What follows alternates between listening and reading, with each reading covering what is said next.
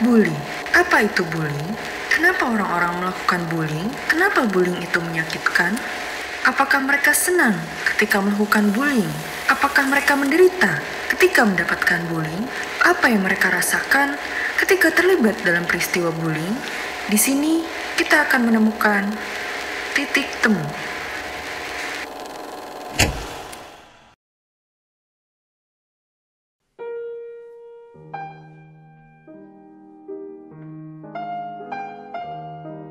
Bullying ya. Kalau kata aku sih bullying itu suatu kegiatan mengesampingkan orang lain sih. Kayak misalkan mengejek, menghina, mendiskriminasi orang lain kayak gitu sih. Bullying itu kegiatan ya, kayak kegiatan memojokkan atau menindas seseorang, baik itu dari verbal dan non-verbal. Tindakan yang merugikan orang lainnya, baik verbal maupun non-verbal. Kayak gitu sih kalau dari aku. Bullying itu perundungan, sesuatu seperti diskriminasi, kekerasan juga, dan banyak hal-hal yang menurut aku merupakan ketidakadilan di sana. Tentang bullying mungkin perlakuan yang tidak baik ya, soalnya kayak menjudge orang lain juga, apalagi terhadap kekurangan seseorang juga kan, kayak gitu sih.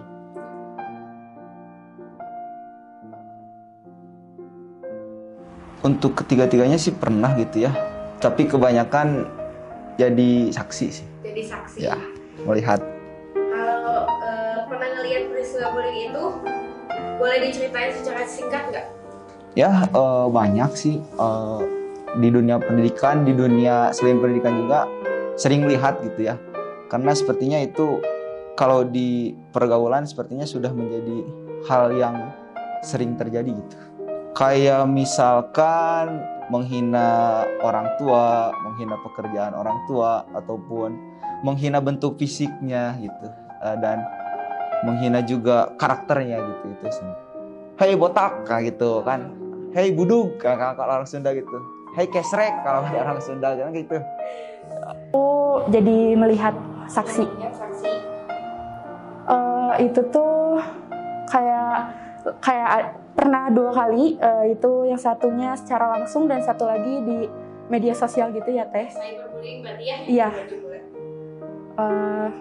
Ceritanya kayak ada teman aku nih, dia bukan dari daerah yang sama, dia dari luar daerah, terus dia kayak dijauhin gitu pada awalnya, dijauhin terus gak ditemenin kayak gitu. Kalau misalkan untuk yang tadi, yang kedua yang cyberbullying itu yang kayak gitu ceritanya? Jadi ada apa ya, ada suatu kejadian gitu, ada orang yang ngetiknya tuh kalau menurut kita kayak biasa aja, tapi menurut satu pihak ini tuh dia nyakitin hati dia gitu, jadi kayak gitu. Dan satu pihak yang ngerasa sakit ini tuh malah nyakitin balik orang itu, padahal orang yang awal itu tuh nggak maksud kayak gitu. Nah jadinya malah saling membuli gitu. Aku mungkin yang melihat kebanyakan kalau misalnya yang fisik itu pasti laki-laki ya secara umumnya gitu, kayak pasti ada yang kayak ditampar gitu, kayak ditonjok secara fisiknya. Untuk perempuan mungkin lebih ke kata-katanya ya, kayak apa ya, body shaming secara langsung seperti itu. Jadi korban. Korban pernah. Bisa diceritain nggak secara singkat aja? Kalau kita dulu itu kan masih SMP, kita itu masih puber, masih dalam proses ya. Kita itu waktu SMP itu karena belum dewasa, banyak banget kelabilan yang bikin kita melakukan banyak tindakan yang semena-mena ke teman-teman. Contohnya mungkin teman-teman yang perempuan itu kan suka bertindak secara impulsif ya. Seperti ada masalah dengan laki-laki, ada masalah dengan fisik gitu. Mungkin beberapa teman-teman yang perempuan juga pernah ngerasain karena fisiknya kurang bagus, jadi dijauhin atau mungkin nggak ditemenin sama teman-teman yang lainnya. Nah, pengalaman aku dulu dibully itu karena fisik aku kurang bagus. Kebetulan pernah, tapi kayak apa ya, omongan-omongan yang nggak enak aja sih. Untuk kejadiannya mungkin karena apa ya, dulu tuh SMP tuh kebanyakan teman tuh cewek kebanyakannya. Nah, banyak omongan tuh ya apa sih, temenan sama cewek, terus ada juga omongan kalau dikatain bencong lah, ada kayak gitu sih. Kayak misalnya, San ngapain sih? Lu cuman bisa renang, terus futsal kok nggak bisa? Emang lu cewek? Kayak gitu sih.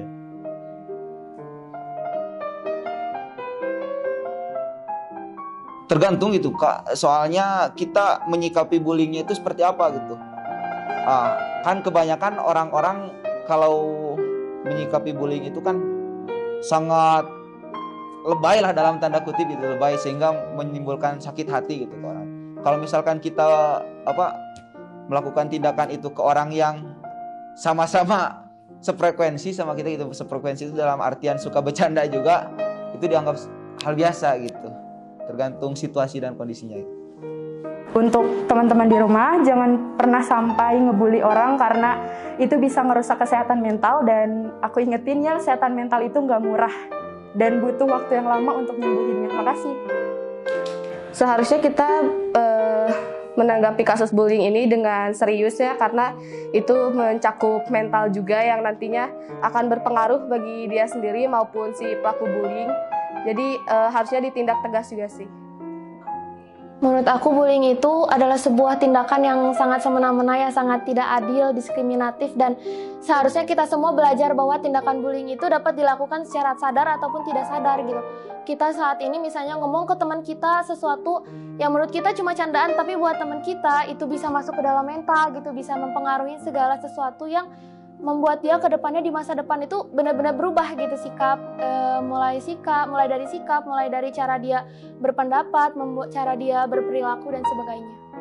Mungkin emang benar-benar ada langsung ke perasaan nggak sih, kayak gitu sih. Kata-katanya nggak enak aja untuk diterima sama orang-orang lain. Kayak pelaku bully tuh mereka harus nyobain gimana rasanya dibully nggak sih, kayak gitu sih.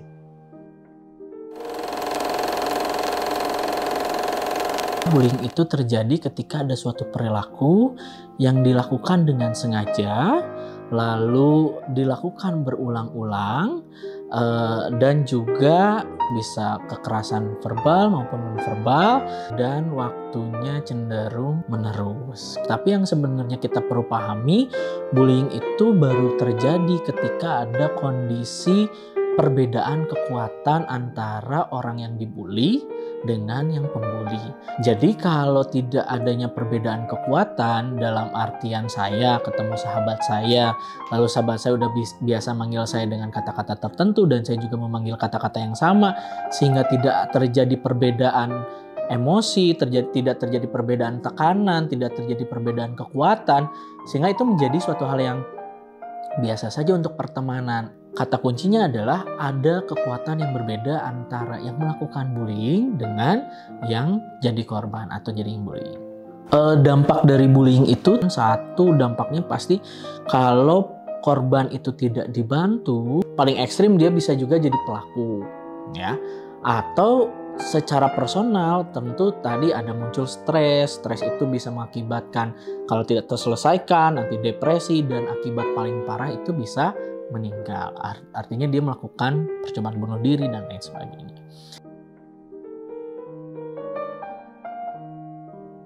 Bullying itu tidak semudah bahwa dampaknya ya udah cuman diejek, bukan itu. Tapi ketika ada relasi yang tidak sebanding dalam perbedaan tekanan kekuatan tadi, orang itu tidak bisa melawan, sehingga itu akan cenderung mengganggu kesehatan mental dirinya. Karena orang yang sehat secara mental adalah orang yang bisa adaptif terhadap permasalahan-permasalahan yang ia hadapi. Ketika dia tidak bisa adaptif dengan permasalahannya, otomatis terjadi malfungsi atau kegagalan untuk bisa sehat secara mental. Kalau dalam bullying itu akan ada 3 tokoh dalam perlakuannya dulu. Jadi bullying itu terjadi kalau 1 ada korban, 2 ada pelaku, 3 ada saksi. Kadang pelaku itu ngelakuin mungkin awalnya bercanda, tapi karena dapat respon positif dari saksi, dia pingin mendapatkan respon positif lagi itu. Saksi banyak membiarkan, seolah-olah orang lain itu membolehkan dirinya mendapatkan perilaku tidak menyenangkan dari orang lain.